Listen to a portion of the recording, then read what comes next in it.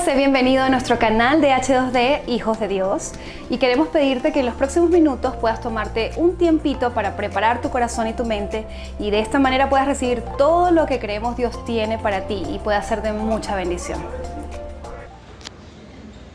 Sigue, vamos a terminar de leer para cerrar.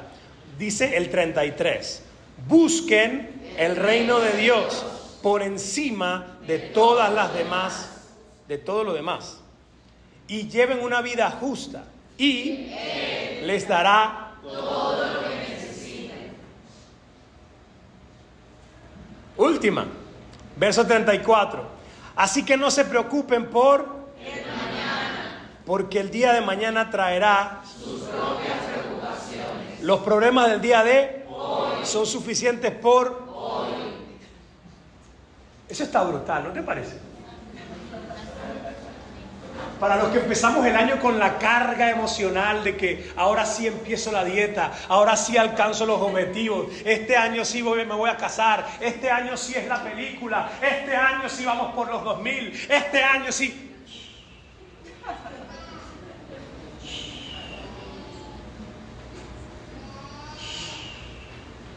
Hoy.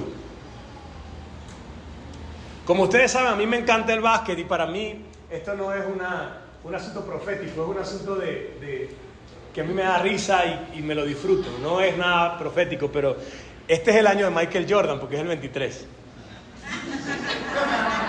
Y como a mí me gusta el básquet y Jordan me inspiró mucho en su tiempo, de niño fue mi primer sueño ser un basquetbolista profesional. De adulto fue mi primera frustración. Pero sirvió el sueño para enseñarme otras cosas. No voy a explicar mucho del tema, pero investigando acerca de Jordan, que fue quien me inspiró, él sigue una filosofía que ni siquiera la voy a mencionar, pero que parte de la filosofía es vivo el hoy. No puedo cargar con el éxito del pasado porque entonces no puedo accionar hoy.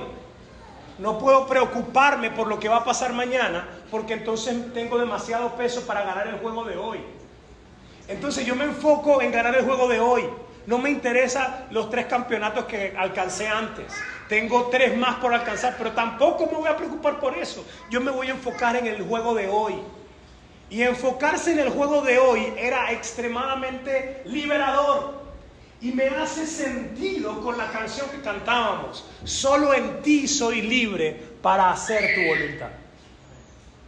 Ahora, todo el mundo me trae un montón de presiones.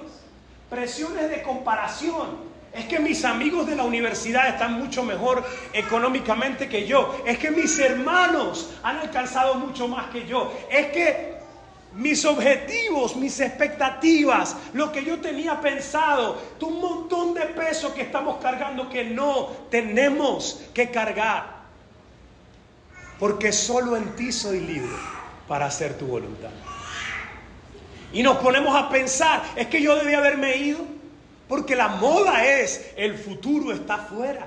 ¿Qué haces tú allá? Y tenemos a todos nuestros amigos recordándonos por Instagram, por mensajes y por WhatsApp. ¿Qué haces tú ahí? Y se toman fotos en el Arco del Triunfo o en la Torre Eiffel. Y yo me la tomo en Petare. ¿Y cuál es el problema? O sea, ¿cuál es el problema?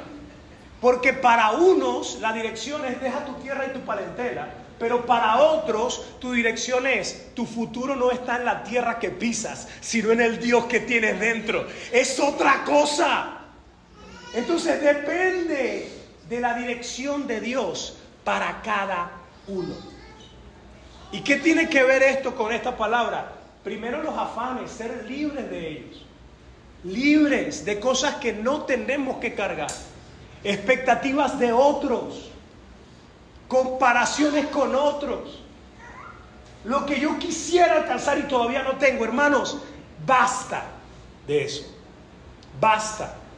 Que este año seas libre de las expectativas humanas, que este año seas libre de las comparaciones con otros, que este año seas libre de tus propias decepciones, de tus propios planes, y puedas ser libre para hacer la voluntad de Dios en este tiempo. Señor, ¿qué quieres que haga hoy? Porque el éxito se va a constituir en la suma de tus decisiones, de hacer lo que Dios te demanda hoy. Ahora, volviendo a la palabra, aunque nunca nos hemos salido, pero para algunos puritanos tal vez, volviendo a la palabra específicamente, nos llama la atención que Él está diciéndonos. Básicamente comienza la palabra hablando de Mamón o del Dios del dinero y del Dios vivo. Y dice que nadie puede servirlos a los dos. Porque si te embarcas a servir al Dios del dinero, posiblemente dejes de hacer la voluntad de Dios. Pero si te arrojas a hacer la voluntad de Dios, no vas a servir a Mamón, no vas a servir al dinero, pero vas a tener dinero. ¿Y cómo es eso? Porque estas preocupaciones dominan el pensamiento de los incrédulos, pero su Padre sabe todo lo que ustedes necesitan y Él está absolutamente dispuesto a darlo. Ahora, la mayoría de nosotros interpreta en la primera lectura es: no hagas nada, Dios te cuida. No hagas nada, Dios te cuida. Y conozco algunos amigos, misioneros, hermanos que han dicho: yo no trabajo, Dios me cuida. Pero la Biblia también dice que el que no trabaja, entonces que no coma. Entonces, ¿cómo se conjugan estas dos cosas? Es que los pájaros y las aves realmente hacen su trabajo. Ellos no siembran, ni hilan, pero hacen otras cosas, ¿no es cierto? Y son diversos, son diferentes tipos de aves. Hay el carpintero, le da ahí a la madera, el colibrí va y busca en la flor. Cada uno tiene un don diferente, una forma diferente. Y me llama la atención que varias traducciones dicen: miren con cuidado o miren fijamente a las aves. Y Dios, que le encanta hacernos recordatorios, les decía, cualquiera en cualquier parte del mundo casi puede abrir su ventana y mirar un ave. Prácticamente en cualquier lugar del mundo. Si ustedes miran ahorita, lo que pasa es que no pueden ver, casi no hay visión de las ventanas, pero si miraran seguramente se consiguen con uno, al menos. Dios le encanta hacernos recordatorios. Le decía al pueblo de Israel que se amarraran la palabra, que las pusieran en las puertas, y cada vez que pasaban veían, era un recordatorio.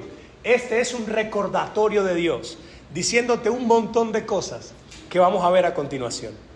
Entonces, para comprender esta palabra a mayor profundidad, tenemos que mirar las aves. Y vamos a mirar las aves. Yo me puse a investigar en Wikipedia y había todo un montón de cosas que no tenían nada que ver con Dios, sino con evolución y otras cosas. Pero yo quisiera que tú recordaras Romanos 1:20.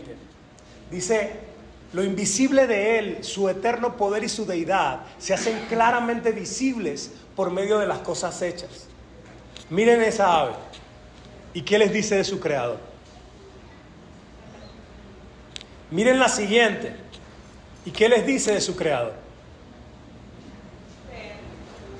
Ahora, no solamente por lo que vemos e intuimos acerca de Dios, acerca de su creación, sino también por la palabra el Señor habla. Y vamos a ver qué dice la Biblia acerca de las aves en la siguiente. Vamos a leer Job 38:41. El contexto de este pasaje es cuando Job se había medio rebelado. Fue un poquitico de lo malo que hizo Job. Y Dios se aparece para decirle: cíñete como varón y dime, ¿dónde estabas tú? Y ahí empieza, ¿no? Y en el 38 dice, en el 38:41 dice esto: ¿quién da comida a los cuervos cuando sus crías claman a Dios y andan errantes con hambre? ¿Quién le da comida a ellos? Y esto tiene mucho que ver con lo que Jesús dijo. Y quiero preguntarte, ¿quién le da comida a las aves? El monje que les lanza las cositas a las palomas, los amigos que se las pasan tomándole fotos a las guacamayas cuando le dan comida en su casa. ¿Quién es el que les da comida a ellas? Pregunto, para que me lo digan. 1, 2, 3. Dios. Dios es que les da comida. ¿Y qué son estos hermanos que le echan comida? Instrumentos. O sea que Dios puede usar muchos instrumentos para darle comida a las aves. Entonces, de este primer verso podríamos concluir: Dios alimenta a las aves. ¿No es cierto? Y te pregunto, ¿quién te alimenta a ti? Y por esa razón algunos cristianos, algunos, no todos, oran para dar gracias antes de comer. Porque reconocen, es un recordatorio de decirle, Señor, gracias, porque tú eres mi provisión. Algunos dirán, no, yo me fajé y trabajé. Pausa, brother, escúchame. Desde el aire que respiras hasta el talento que tienes, viene de Dios. Desde la oportunidad que tienes y el trabajo que tienes, viene de Dios. Así que todas estas cosas son instrumentos. A mí me dieron la bolsa CLAP. Bueno, el gobierno es instrumento de Dios. Yo me lo gané con tal forma. Bueno, el trabajo es un instrumento de Dios. Al final, Dios me proveyó. Continúo. En la siguiente, ¿qué otra cosa podemos aprender de las aves? Aquí en el mismo Job, un poquito más adelante, dice, es la que hace que el halcón alce el vuelo. Hay un sonido ahí. Ok. Dice, ¿es tu sabiduría la que hace que el halcón alce el vuelo y extienda sus alas hacia el sur? Es por tu mandato que el águila se eleva y hace nido en las cumbres. Quiero que interpretemos esto de vuelta. ¿Qué está diciendo Dios? Que las aves siguen la sabiduría ¿de quién? ¿De Job? De Dios.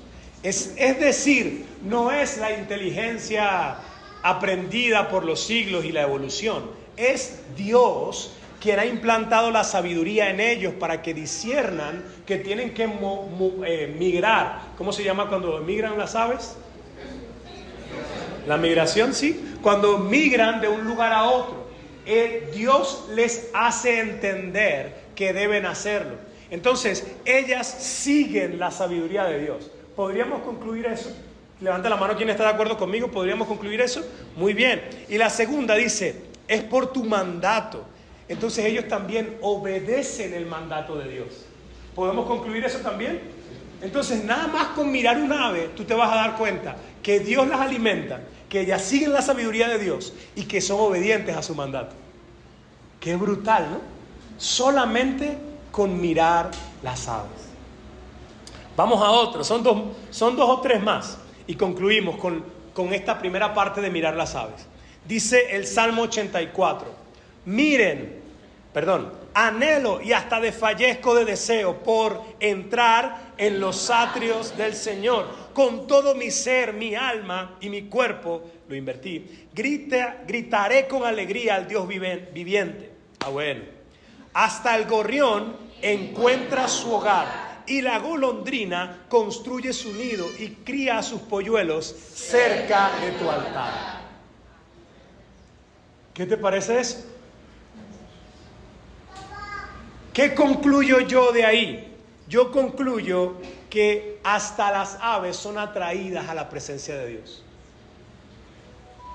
Ellas quieren construir su nido cerca de Dios, cerca de su altar. Ellas van y dicen, voy a construir y a criar a mis polluelos cerca del altar del Señor. Esto quiere decir que las aves son atraídas a su presencia. Entonces mira todo lo que hemos visto de las aves. Porque alguien diría, no, pero las aves no hacen nada, hermano. No cosechan ni siembran, no hilan, no cosen. Pero hay un montón de cosas que sí hacen. Vamos a ver el siguiente. Mira el Salmo 50, verso 11, lo que dice acerca de las aves. Conozco a cada pájaro de las montañas y todos los animales del campo me pertenecen. ¿Qué te dice eso acerca de las aves? Te dice que son conocidos por Dios. Son conocidos por Dios. Cada uno. No que bueno, yo conozco a las gaviotas. O yo conozco... No. A cada uno de ellos. Es otra cosa. Y después dice que a él le pertenecen. Entonces, vamos a revisar. Cuando Jesús dice, miren las aves. Todo lo que está diciendo. Vamos a conocer esto juntos. Miren las aves. Lo primero, dale un poquito uno hacia abajo, es que Dios las alimenta. Entonces, reconoce que a ti también Dios te alimenta. La siguiente, dice, Dios escucha su clamor. Porque dice que Él es quien le da comida cuando ellos levantan su clamor. O sea, ellas claman a Dios y Dios responde a su clamor. Qué brutal, ¿no? Dice que siguen la sabiduría de Dios. La sabiduría de Dios está expresada en ellas. Cada una de ellas hace lo que Dios le llamó a hacer, de la forma en que Dios le llamó a hacer. No se andan comparando. Ay, no, yo quisiera ser como el colibrí que vuela rápido. ¿Por qué me dieron este pico tan duro?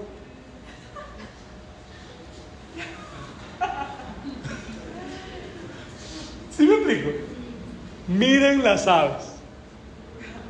Qué brutal, ¿no? Ajá, sigue diciendo. Son atraídas a su presencia. Y hay uno de los versos que no entiendo por qué no está, que está en Jeremías. Lamentablemente no lo puse en la presentación, pero lo voy a leer. Permíteme buscarlo. Rápidamente. Notas. En mis notas eso está. Espero. Pues parece que no. Por favor. Prédicas, aquí está. Job, Salmos, tal. Jeremías. Mira lo que dice Jeremías 8. Hasta la cigüeña que surca el cielo conoce el tiempo de su migración, al igual que la tórtola, la golondrina y la grulla. Todos regresan en el tiempo señalado cada año, pero no es el caso de mi pueblo. Ellos no conocen las leyes del Señor.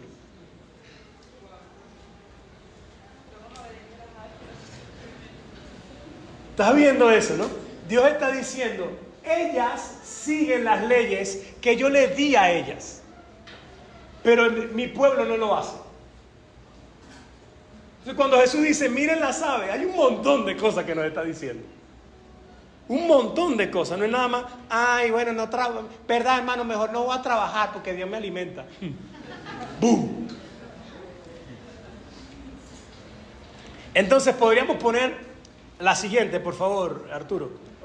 Sí, porque se están cambiando, entonces me confunden. Son conocidas por Dios. Y ellas, cada una, como las estrellas, por nombre, son conocidos por Dios. Y a veces nosotros decimos, no, pero bueno, sí, Dios es bueno con todo el mundo, pero conmigo no. Porque es que yo, tú sabes, soy una cucaracha, hermano, a mí nadie me quiere. Yo cargo una nubecita negra encima. Brother, todos somos conocidos por Dios. Al detalle de que conoce hasta los cabellos de nuestra cabeza. Dice que están contados.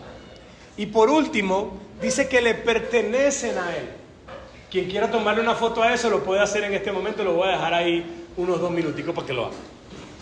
Miren las aves. Mira todo lo que dice el Señor a través de las aves.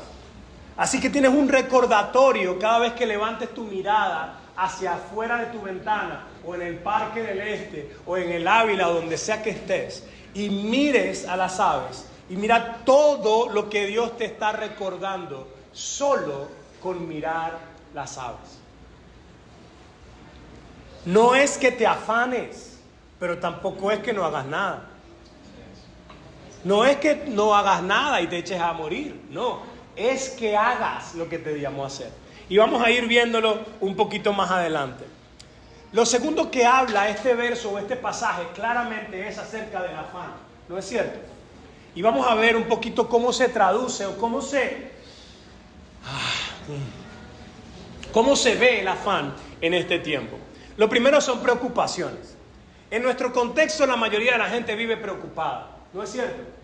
Preocupado por qué va a pasar, preocupado por cómo va a estar el dólar, preocupado por qué va a pasar mañana, preocupado por si voy a cumplir algunas cosas, preocupado por si tengo la plata para pagar, preocupado por dónde voy a vivir, preocupado por un montón de preocupaciones, ¿no es cierto?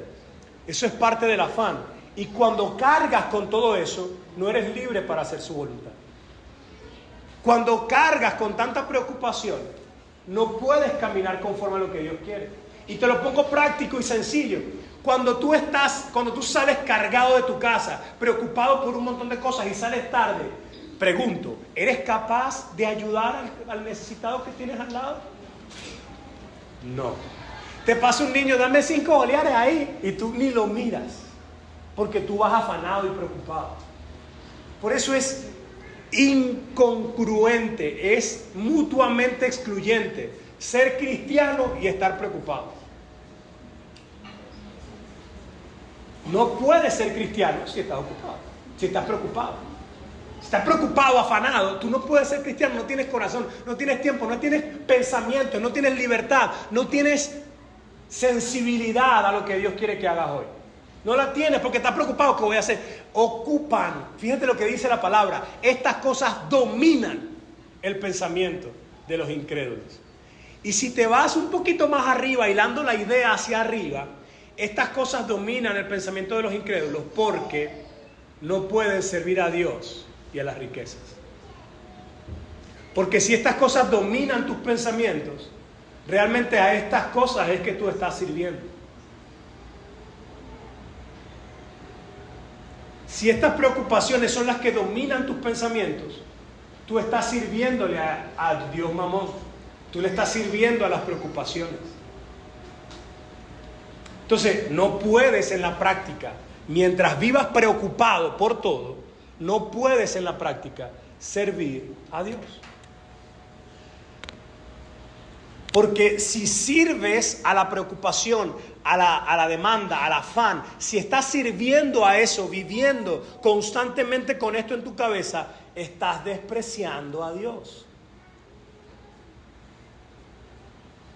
La siguiente forma en que se manifiesta el afán es muy parecida. Yo le llamé necesidades, pero la puse entre comillas para diferenciarla, porque podríamos llamarle vanidades también.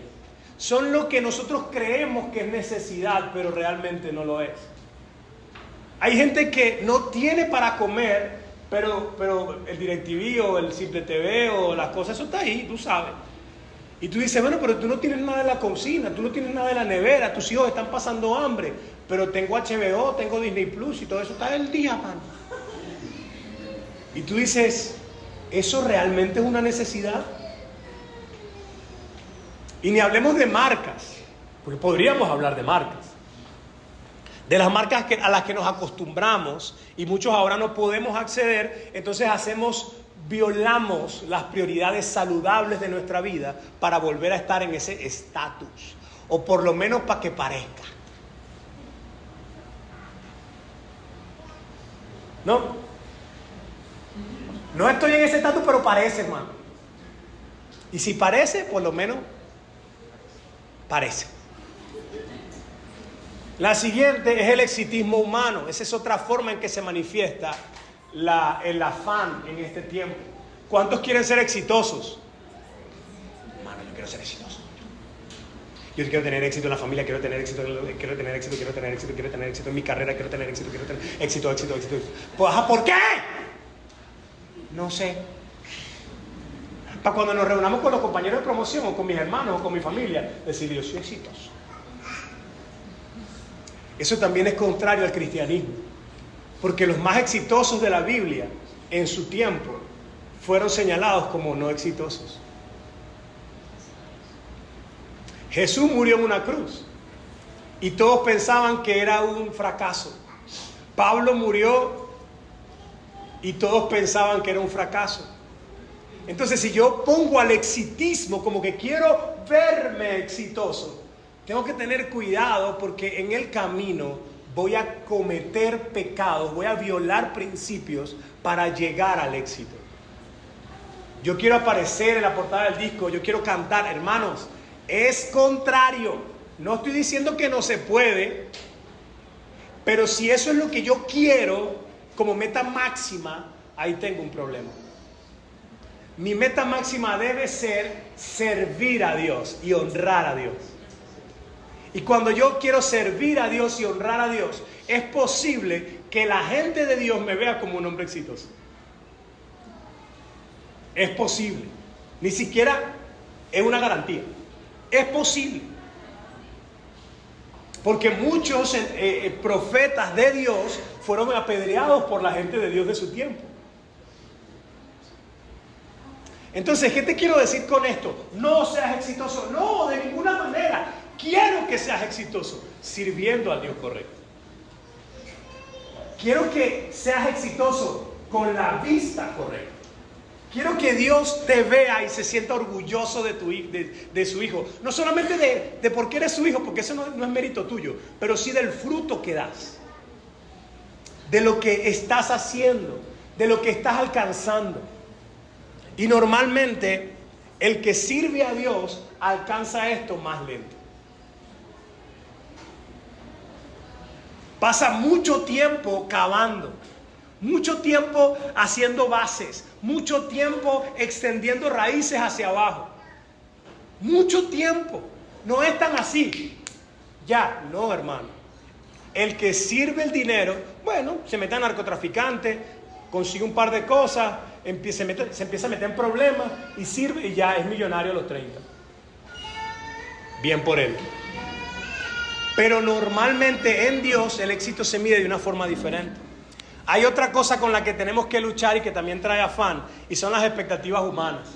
Lo que quiere mi papá, lo que quiere mi mamá, lo que quiere mi hermano, lo que quiere el otro. Entonces estamos viviendo en función de lo que otros están esperando de nosotros y no lo que Dios espera de nosotros. A Dulce y a mí nos tocó. Dulce viene de una familia en la que ella es una de las menores. Todas son ingenieros, todos están afuera del país. Entonces, ¿qué se espera de nosotros? Que ella sea ingeniero y que se vaya del país. Eso es la demanda cultural de su familia. La demanda cultural de la mía es diferente, pero hay demandas. Mi papá me decía en aquel tiempo, yo me acuerdo, él me decía, tú ya estás trabajando en el CENIAT, tienes que lanzar tu ancla ahí para que te jubiles y estés tranquilito. Yo le digo, gracias a Dios que Dios me habló de otra cosa, porque los jubilados ahora están complicados. Entonces, no sé si me explico. Gracias a Dios, porque eso era, antes funcionaba y era el patrón de pensamiento de esa generación. Yo llego a un buen trabajo y lanzo el ancla y me jubilo y aquí tranquilazo. Pero eso no es lo que Dios quiere de nosotros. Y yo escuchaba al Señor cada vez que yo estaba en el CENIAT trabajando y decían, no, uno llega aquí, lanza el ancla y uno se muere aquí. Y hasta seguro de defunción nos da el CENIAT, aleluya. Y yo escuchaba a Dios diciéndome, eso no es contigo. Eso no es contigo, no te vayas acostumbrando, ese no es tu estilo. Y yo le doy gracias a Dios porque en vez de buscar la comodidad o el exitismo humano, nosotros decidimos en su momento hacer la voluntad de Dios. Entonces, no son las expectativas humanas, no son lo que esperan los demás, no es lo que otros están buscando, no es ni siquiera el exitismo que la gente quiere que tenga, es servir a Dios. La siguiente, por favor, dice las frustraciones. Hemos tenido que manejar frustraciones. Por ejemplo, una frustración que tuve que aprender a manejar fue la de mi expectativa del matrimonio. Yo pensaba que cuando me casara, y de repente era muy diferente a lo que yo pensaba. Y no es que es malo, pero era diferente.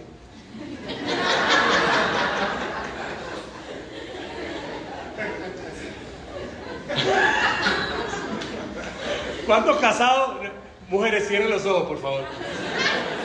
¿Cuántos casados están de acuerdo conmigo de eso? Era algo...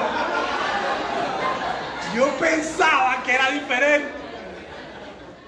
Y resulta que era diferente a lo que yo pensaba, pero empecé a manejar esa frustración. ¿Y cómo se maneja esa frustración? Señor, ¿qué es lo que tú quieres de mí? Muéstrame tu diseño de esto. Muéstrame cómo es el matrimonio. Y de repente te das cuenta que el matrimonio tiene mucho que ver de matarte. Tiene mucho de matar tu orgullo, tu necedad, tu tontería, tu egocentrismo. Y que comiences a aprender a amar, que implica morir para hacer que otro sea feliz. O por lo menos intentarlo. Porque el otro también tiene que querer serlo. Entonces empieza a haber un montón de cosas que empiezan a cambiar en ti. Pero todo esto tiene que ver con servir a Dios, no con afán. Señor, ¿cómo te sirvo en mi casa? ¿Cómo te sirvo cuando mi esposa me está haciendo este reclamo? ¿Cómo te sirvo cuando ella tiene esta debilidad?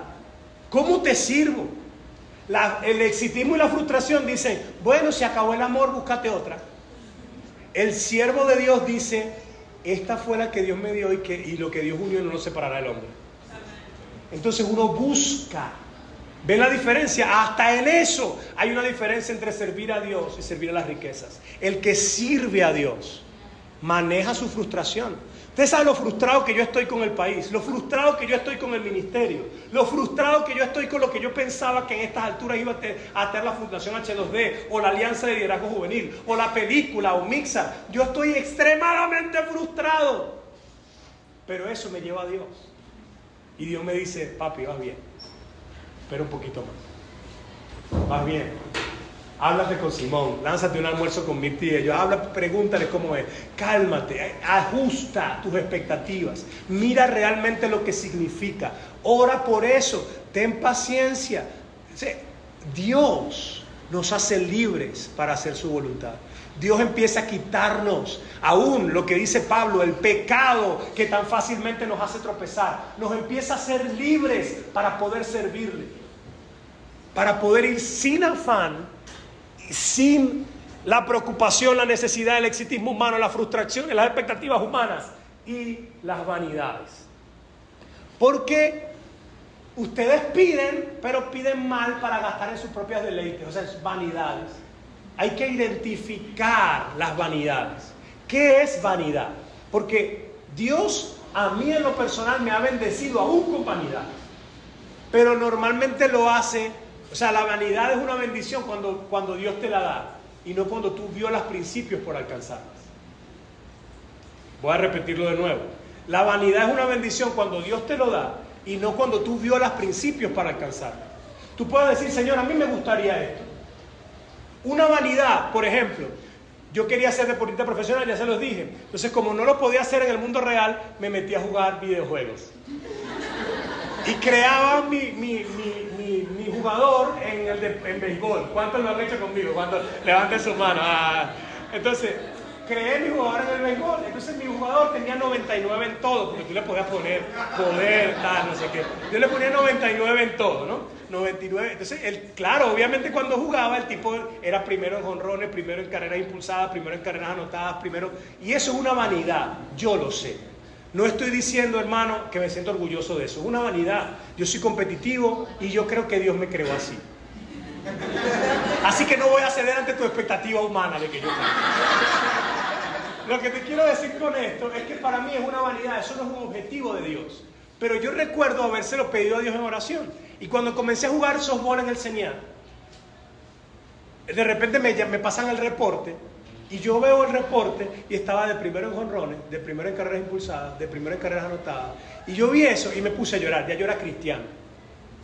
Y yo dije, está bien, Señor, gracias por complacer mi vanidad.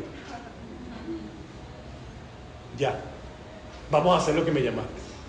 No sé si me explico, porque no fue algo que yo busqué hacer.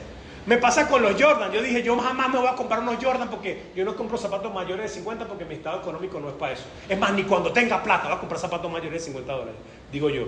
Y de repente estoy en Nueva York, en una iglesia, y termino de predicar y estoy armando mis cosas para regresarme. Y viene un hermano y me dice, mira, Dios me dijo que te trajera esto. Y me dio 2 pares de Jordan.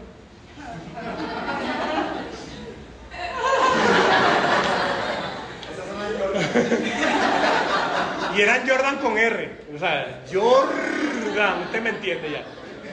Entonces yo las agarré y dije, yo no me voy a poner esto es demasiado caro, no sé qué más, tal, no sé. Pero después dije, ya va, tú no lo estás buscando. Tú no lo saliste, tú no violaste ningún principio. Si Dios te lo está regalando, acepta tu regalo. Entonces yo agarré mi regalo y dije, Señor, gracias. Y me pongo mi Jordan de vez en cuando. Entonces las vanidades también pueden estar en tu corazón, pero en el lugar correcto. Yo quisiera esto. Yo quisiera ir a Israel, yo quisiera ir a Estados Unidos, yo quisiera viajar a Nueva York, yo quisiera llevar a mi familia, yo quisiera, ahí está, Señor, tú lo conoces, pero yo me voy a enfocar en servirte. ¿Sí lo ven? Y a veces esas vanidades también vienen. Ahora, por último, y para terminar, viene el verso, termina diciéndonos que nos enfoquemos en lo correcto. ¿Y qué es lo correcto? Básicamente, el primer punto. Buscar el reino de Dios y su justicia. ¿Cuál es la diferencia? Díganme una diferencia práctica entre buscar el reino de Dios y servir a las riquezas. Algo. Una diferencia. Cuando no queremos el 10%. Muy bien, esa es una diferencia. Cuando yo digo, si yo estoy sirviendo a Dios, yo soy capaz de dar el 10% y más. Porque yo estoy buscando el reino de Dios. Yo quiero que la iglesia se vea bien, yo quiero que la iglesia haya comida, yo quiero que podamos hacer la obra de Dios. Entonces yo saco de mi plata aún más del 10.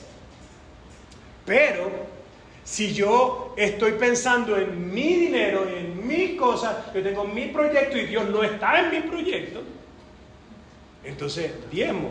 No, ese es el pastor que quiere robarse esa plata. Porque todos los pastores son unos ladrones. Y uno comienza a montar racionamientos sobre nuestra condición emocional. Es decir, yo creo esto y a mí me parece, entonces yo comienzo a llenarlo de razonamientos y a construir razonamientos que van en contra de la palabra de Dios. Entonces yo no puedo hacer esto. Yo debo buscar primeramente el reino de Dios y su justicia. Y en función de eso estoy demostrando en la práctica que estoy enfocado en lo correcto. Siguiente. Dice, su señorío sobre cada área de mi vida. No es que, bueno, hay gente que dice que se convierte por partes. Primero la mente, primero el corazón. Después poco a poco va a la mente. Y después, como 18 años después, llega al bolsillo. ¿Sí me explico? Desde poco a poco va como por partes. Y tal vez sí en esto, pero no en esto. Y tal vez sí en esta área yo voy para la iglesia, pero yo sigo, tú sabes, viendo a mi mujer y viendo mis cosas por fuera. Y yo tengo mis varias aventuritas, porque tú sabes, después que sea viejito me arrepiento de eso.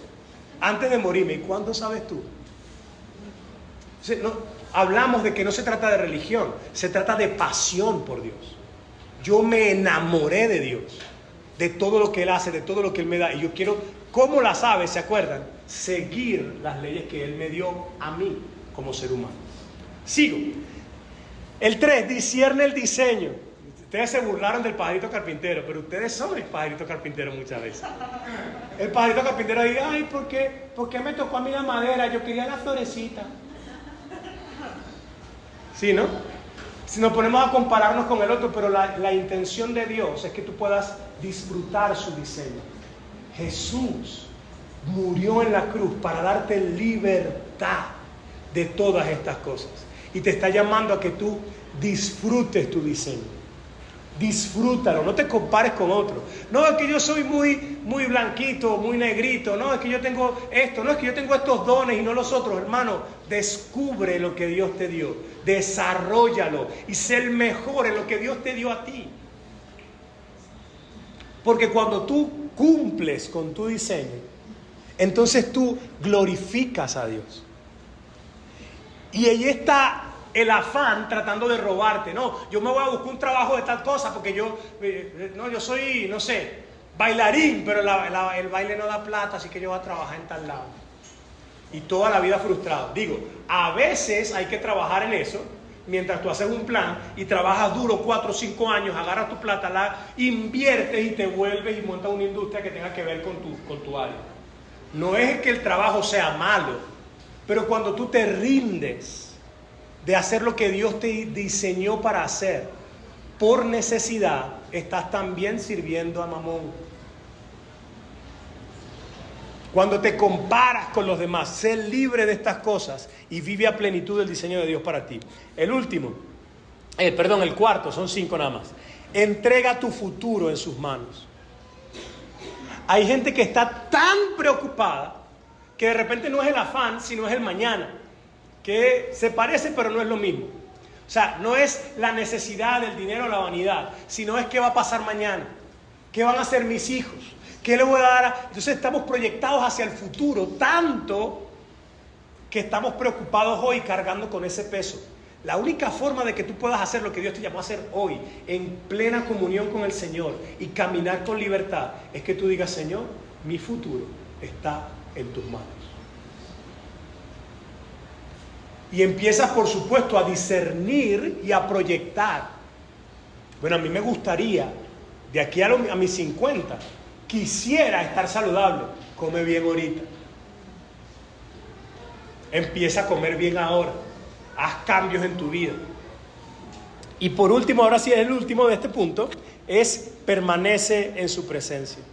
Como les dije al principio, para unos la dirección es vete, pero para otros la dirección es quédate. Entonces mi prédica no le sirve a todos, sino para marcos generales. Lo que leemos en la Biblia puede ser para marcos generales. Pero cuando tú estás en la presencia de Dios, tú y Él solos, acompañados con otros para confirmar y todo, pero primero solo, entonces tú vas a recibir dirección de Dios para ti. La moda es que nos vayamos. Esa es la moda que Dios quiere contigo. ¿Tú sigues a Mamón y a la moda o sigues la voluntad de Dios para ti? ¿Sí me explico? No, es quedarnos en lo que manda. No es lo que manda. ¿Qué Dios quiere contigo? Disciérnelo, búscalo, ora al Señor, pide ayuda en oración y te vas a dar cuenta de qué es lo que Dios quiere contigo. Y esto tiene que vivirse en lo personal y en lo familiar, a nivel de iglesia.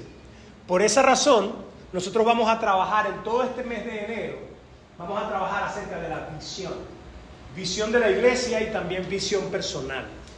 No es ahora, hermano, este es el año de montarte encima la dieta, ahora sí va la dieta. No, pero la dieta puede ser parte de un proceso.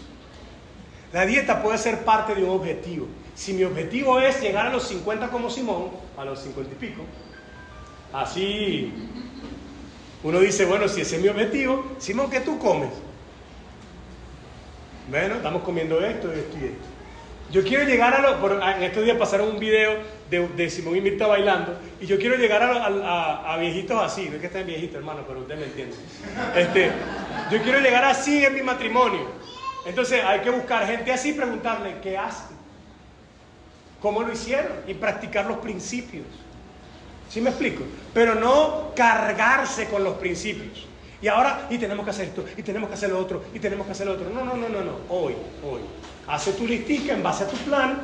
Yo quisiera verme bien cuando sea mayor, quisiera tener una esposa, quisiera desarrollar mi área financiera, practica, estudia, empieza hoy en función del plan, pero no con el afán del mundo, sino con la paz de Dios, de que estás haciendo lo que Él quiere para ti. ¿Se entiende la diferencia? Y esta motivación, cuando la encontramos, es mucho más poderosa que el afán del mundo. Porque, ¿sabe? Yo conozco mucha gente que se ha afanado por alcanzar lo que han esperado hacer sin Dios, fuera de Dios, y han terminado frustrados muy mal. Algunos han terminado frustrados alcanzando el éxito. Es decir, ya lo tengo. Esto era todo. ¿Y ahora qué hago?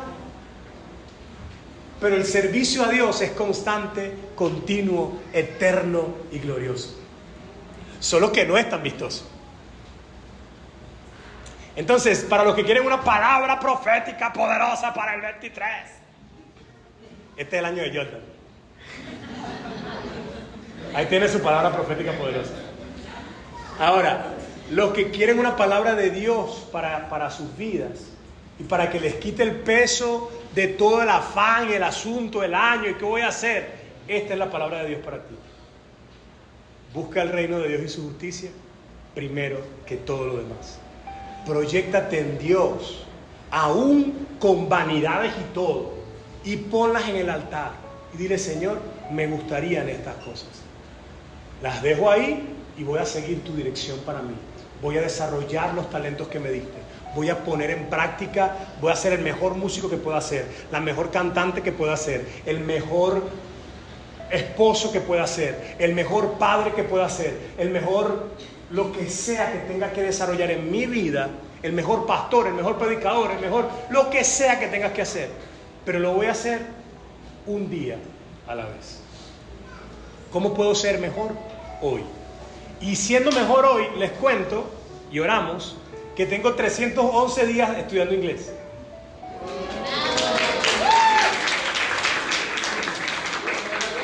Esto para mí era impensable. 11 días estudiando inglés, 311. Tengo la racha de Duolingo, tengo la prueba. Se los puedo mostrar. Saco el teléfono y se los muestro. Terminé el plan de lectura del año pasado. Primera vez en mi vida que lo termino el 31 de diciembre. Levanté las manos al cielo y me arrodillé y dije: Señor, gracias. Porque casi siempre lo terminaba en julio del año siguiente. Lo siento. No te burles porque tú tampoco lo has terminado, pero no importa. Pero estas cosas han empezado a funcionar mejor cuando me enfoqué en esta palabra. Y yo me afano y me siento cargado. ¿Y qué voy a hacer? ¿De dónde voy a sacar la plata? Y miro por la ventana y hay una paloma.